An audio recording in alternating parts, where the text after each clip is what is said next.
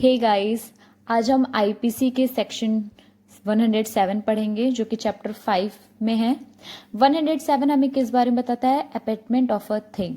Okay, abetment को हम क्या बोलते हैं? दुष्प्रेरण। ओके, सेक्शन 107 क्या बोलता है? A person abets the doing of a thing who, मतलब वह व्यक्ति किसी बात के लिए किए जाने का दुष्प्रेरण करता है। अच्छा, अबेटमेंट का मतलब क्या होता है कि मतलब आप किसी चीज़ को किसी किसी को कोई एक्ट करने के लिए, कोई काम करने के लिए आप अबेट करो, मतलब उसको उकसाओ कि हाँ तुम ये करो, तुमको ये करना चाहिए, ये किसी किसी भी तरीके से आप उसको उकसा रहे हैं वो काम करने के लिए।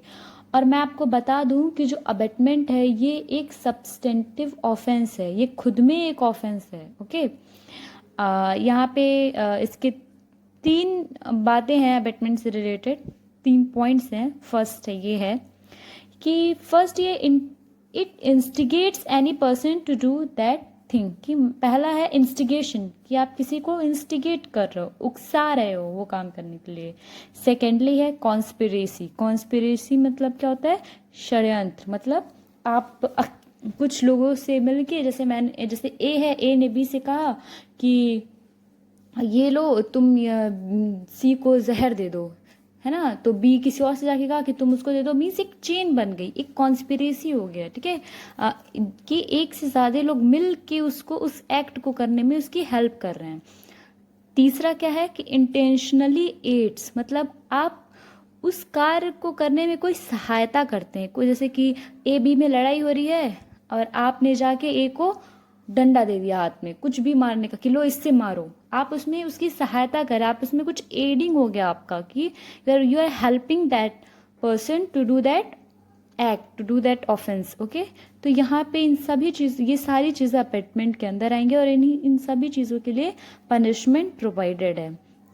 यहाँ पे मैं आपको एक एग्जांपल दूंगी उसके, जैसे a public officer is authorised by a warrant from a court of justice to apprehend Z B, knowing that fact and also that C is not Z. यहाँ पे कह रहा है कि एक पुलिस ऑफिसर है, वो ऑथराइज है वारंट के साथ कि वो जेड को, उसको अरेस्ट करने के लिए। बी ये जानता था कि बी एक सी रहता है, बोलता है कि ए को बोलता है, जो पुलिस ऑफिसर होता है उसको बोलता है कि सी को अरेस्ट कर लीजिए। बी ये जानता है कि ये वो इंसान नहीं है जिसको वो पुलिस ऑफिसर अरेस्ट करना चाहता है, फिर भी वो बोल देता है कि अरेस्ट दैट पर्सन, ये वही इंसान है, यही जेड है। एंड वहाँ पे ए क्या होता है, जो पुलिस ऑफिसर होता है वो उसको क्या करता है? अरेस्ट कर लेता है। ओके, तो यहाँ पे जो बी है वो लायबल होगा, वो इंस्टिगेट किया, वो उस पुलिस ऑफिसर को बोला कि हाँ यही है यही है, बट वो नहीं था, तो यहाँ पे बी लायबल होगा। ए की यहाँ पे कोई भी ऑफेंस यहाँ पे ए ने नहीं किया है। ठीक है, इसका एक एक्सप्लेनेशन भी, एक्सप्लेनेशन 2 क्या कहता है? Whoever either prior to or at the time of commission of an act does anything in order to facilitate the commission of that act and thereby facilitate the commission thereof is said to be at the doing of that act। की मतलब उस काम को कर, उस मतलब वो जो एक्ट है, जो वो अनलॉफुल एक्ट जो भी कर रहा है, उस एक्ट को करते टाइम या उस एक्ट को करने से पहले किसी भी तरह की फैसिलिटी अगर वहाँ पे वो उस एक्ट को प्रोवाइड करा रहा है, तो वहाँ पे वो इस सेक्शन के अंदर लायबल होगा। ओके,